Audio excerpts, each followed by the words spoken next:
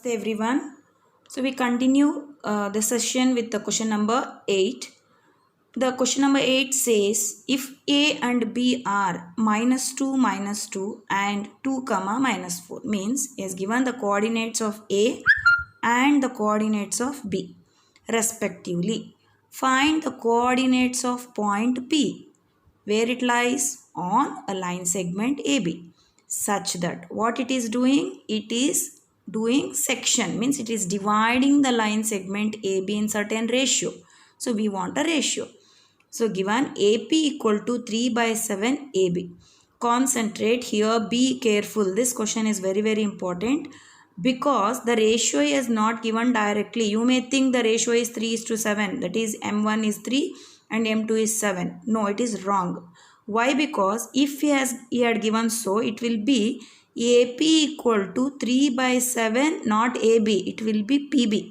So the ratio means AP is to PB, but here he has given AP is to AB. So I have to simplify this AB. I have to break this AB and I have to find the ratio between AP and PB. So P lies on the segment AB. Now the 3 points.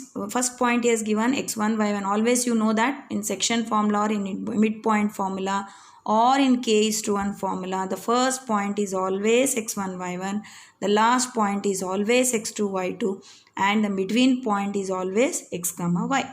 And here we don't know the coordinates of the point. Either I can find the ratio or the point. But here point coordinates I have to find. But ratio is not given completely. Don't take it as 3:7. So I have to simplify it. So how to do? AP equal to 3/7 AB. Send 7 this side. It becomes 7 AP equals to 3 AB.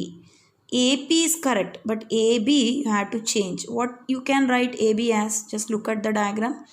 AB can be written as AP plus PB. So replace AB as AP plus PB. Now multiply this 3 into the bracket, becomes 3AP plus 3BB. So 3AP, like terms you can subtract. So send to left side. It becomes 7AP minus 3AP equals to 3PB. That implies 4AP equals to 3PB. Now what I got? So be careful when you are taking ratio. You cannot write PB by AP. You have to write, because the line starts from A. So you have to write AP by PB. Then only it is correct. Then only it can be written as M1 is to M2. So AP divided by PB equals to 3/4. So in ratio, how will you write? AP is to PB equals to 3:4. Means what? This 3:4, now you got M1 is to M2.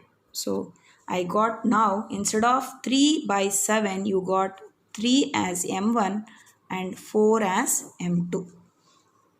Now you can see, you know x1, y1, you know x2, y2, and this is M1 and this is M2. Now only thing you have to find x1. Now recall, out of 3 formulas, which formula will apply? Whether k is to 1 formula or midpoint or M1, M2 formula. Yes, that is the first formula which I derived. That is x is equals to, I said already, you can write together or you can do separately. X equals to M1 x2 plus M2 x1 whole divided by M1 plus M2. So that equals to M1, as you know already, it is 3 into x2 is what? x2 is 2 plus M2 is 4 into x1 is minus 2 whole divided by M1 plus M2, that is 3 plus 4. So simplify, you get 6 minus 8/7, that is minus 2/7 is x value. And then y equals to M1 y2 plus M2 y1 whole divided by M1 plus M2. Again simplify, equals to M1 is 3 and y2 is minus 4 plus M2 is 4 and y1 is minus 2. So divided by 3 plus 4. So after simplify, you get minus 12 minus 8/7 equals to minus 20/7. So I got x coordinate as minus 2/7 and the y coordinate as minus 20/7. So conclude it. The coordinates of the point P are minus 2/7, minus 20/7. The next question is question number 9. Find the coordinates of the point which divide the line segment joining A, that is minus 2 comma 2, and B, that is 2 comma 8 into 4 equal parts. In the previous session I explained you the same concept with 3 equal parts. So when you want to break a line into 3 parts, how many points you will take on the line? Exactly 2 points. Now, if I want to break this line segment into 4 equal parts, so how many times I have to break? 3 times. That is, at P once, next Q, and next R. Remember, they are equal parts. Means what? AP equal to PQ equals to QR equal to RB. Means all the 4 parts are equal. Now, in the previous question, when it was trisected, what we did, suppose think that this point is not there. So, it is given trisected. When this is trisected, if I want to find the point of Q, what I did? I took the ratio 2:1. So, if after finding Q, I can find P as a midpoint of AQ. But here you can observe, very interesting and very simple, you can do it orally also. You can observe just if you want to find the points P first, then you have to go with 1:3 ratio. Or if you want to find R point, it becomes 3:1. Again, you have to take, for these two cases, you have to take the first formula. So it becomes very lengthy. So instead of that, you can observe once, because I have 4 equal parts, Q is exactly midpoint of AB. Why it is midpoint? Because A to Q ratio is 2 and Q to B ratio is also 2. So 2:2, nothing but same. M1 and M2 are same. If M1 and M2 are same, then I can tell that this point Q is midpoint of AB. I hope understood everyone. I'll repeat again. Because AB is divided into 4 equal parts, if you find first P value or if you find first R value, you have to go with the first section formula. That will be very difficult. So, instead of that, better take Q point. First find the Q point.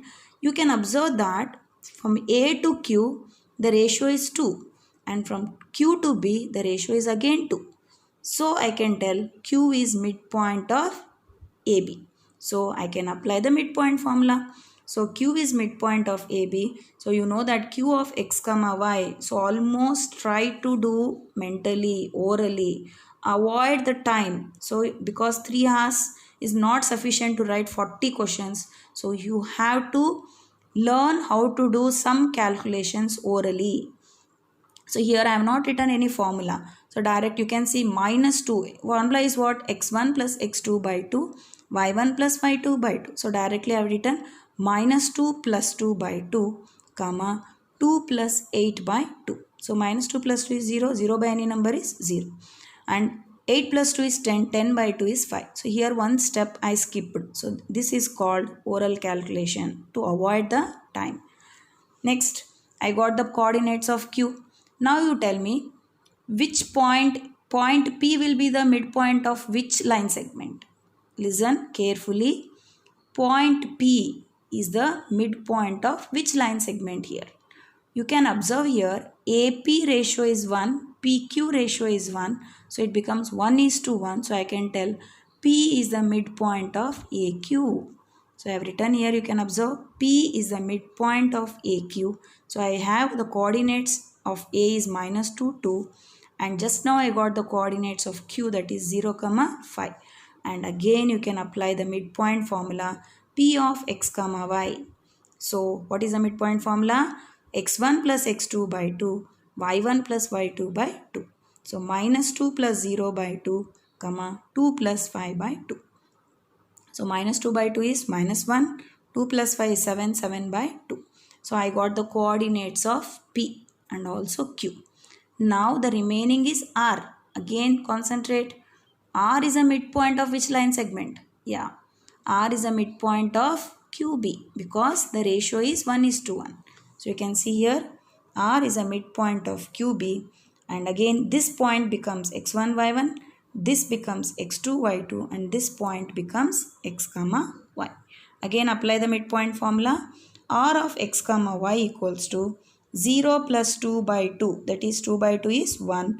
5 plus 8 by 2, that is 13 by 2. So I got coordinates as 1 comma 13 by 2.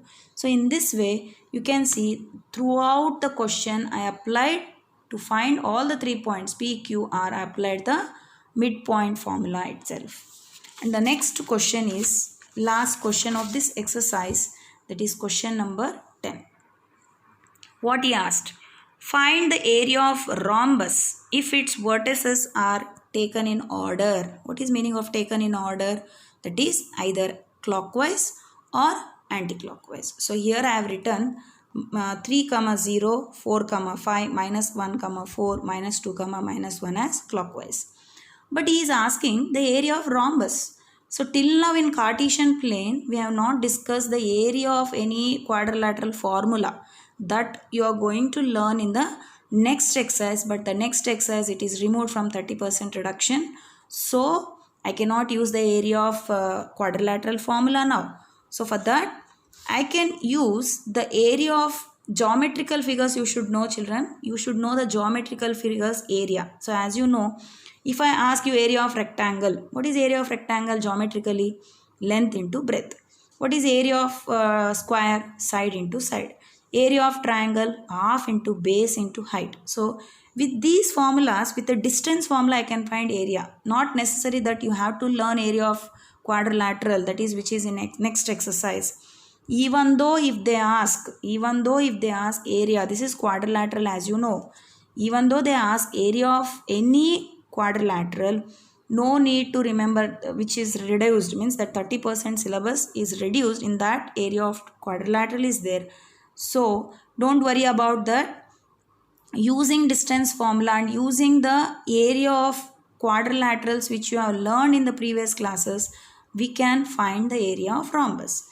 Now you can see what is area of rhombus, which you already studied in previous classes. Area of rhombus is half into d1 into d2. What are these d1 and d2? These are diagonals. So half into d1, that is diagonal 1 AC, and the other diagonal is DB. You know AC means what? How to find the distance between AC? Can I use section formula? No, not at all. I had to use distance formula. Similarly, how to find the distance of between D and B? Again using distance formula. So this question, no way it is related to section formula or area of triangle, not necessary. Using distance formula, we can find the area of rhombus. Now let us find separately and then substitute. So D1. So I have taken D1 as AC. So as you know that distance formula, recall the distance formula which you have learned in the previous sessions, that is root of x1 minus x2 whole square plus y1 minus y2 whole square. You can see here, you mark any one as x1 y1 and anything as x2 y2. 3, I said already, keep in mind, do mentally or oral calculations are very important here. So 3 minus of minus 1 becomes plus 1. So I have written here 3 plus 1 whole square plus 0 minus 4 whole square. What is 3 plus 1? 4 square, that is 16, and minus 4 is again 16. Don't add 16 plus 16 32. Again you don't do prime factorization. Instead of that, 16 plus 16 can be written as 2 times of 16. And as you know that the square root of 16 is 4. So 4 will come out 4 root 2 units. Similarly, the distance between BD, apply again distance formula. So that is x1 minus x2 minus 2 minus 4 whole square plus minus 1 minus 5 whole square. So you can see minus 2 minus 4 is minus 6, that is 36. Again minus 1 minus 5 whole square is 36. Again don't add it. So instead of adding, you can write 2 times of 36, and you know that square root of 36 is 6 root 2 units. So in this way, I have to learn the shortcut methods where you can avoid the time consumption. Now I got both the diagonals, that is area of rhombus equals to, as you know, half into d1 into d2. So multiply half into diagonal 1 into diagonal 2. So you know 6 4s are 24. And as you know, root 2 into root 2 is what? Root 4. The square root of 4 is 2. 2 gets cancelled. So I got answer is area of rhombus is 24 square units. As you know, the unit of area is square centimeter or square meter, and he has not mentioned any unit here, so you can write just square units. Thank you, children.